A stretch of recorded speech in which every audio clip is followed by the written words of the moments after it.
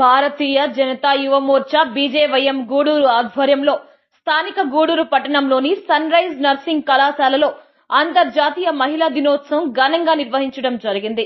ఈ కార్యక్రమానికి ముఖ్య అతిథిగా విచ్చేసిన డాక్టర్ కోట సునీల్ కుమార్ మాట్లాడుతూ మహిళలు అన్ని రంగాల్లో ముందడుగు వేయాలని ఆయన కోరారు. దేశంలో ప్రస్తుత రాష్ట్రపతి అదే విధంగా ఆర్థిక శాఖ మంత్రి మహిళలు ముందుకు రాణిస్తూ దేశాన్ని ముందుకు నడుపుతున్నారని, వారిని ఆదర్శంగా తీసుకోవాలని ఆయన పిలుపునిచ్చారు. మహిళలు చదువులో, ఉద్యోగంలో, రాజకీయంలో అన్నిటిలో మొదటి స్థానంలో ఉన్నారని ఆయన తెలిపారు. శరీరం లోపల ఉండేటటువంటి ఎంగిలి బయటకు వస్తే అది మనం చేయి మీద పడితేనే 10 సార్లు నీళ్లు వేసి కలుపుకుంటాం, 10 సార్లు నీళ్లు వేసి కలుపుకుంటాం. అది పోయిందా లేదా దాన్ని సోకేసి కలుపుతాం. ఏమి చేసుకున్నారమ్మా ఈ మాతృమూర్తులు, ఎంత అద్భుతమైన శిక్షణ తీసుకున్నారు, ఎంత శక్తివంతులు. మలం కాదు, మూత్రం కాదు, రకరకాలైన సమస్యలతో బాధపడుతున్నటువంటి ఆ పేషెంట్ దగ్గరికి వెళ్ళి వాళ్ళకి కావాల్సిన సపర్యలు చేసి, ఒక కూతురు కాదు, భార్య కాదు, ఎవరూ కూడా చేయలేని సపర్యల్ని ఒక నర్సు వ్యవస్థలో ఉన్నటువంటి మాతృమూర్తులు మీరు చేస్తున్నారమ్మా. మీకు అందరికీ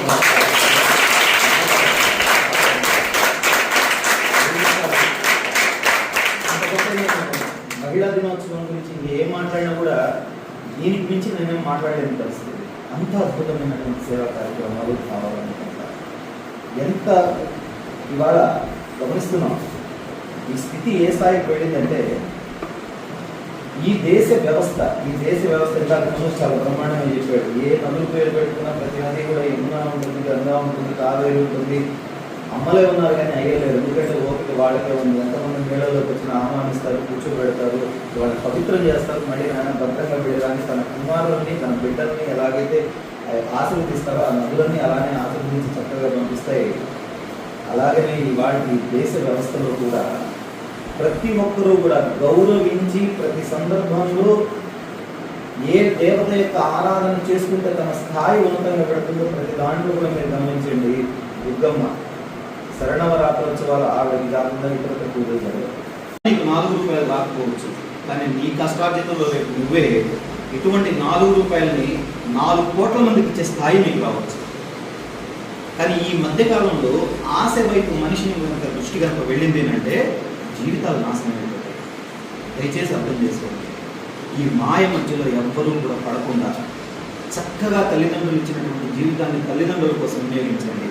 తల్లిదండ్రులను సంతోష పెట్టినటువంటి వారికి ఈ జీవితం లోటు ఉండదు. అమ్మవారి సాక్షిగా చెప్తున్నాను నేను ఆ విషయం.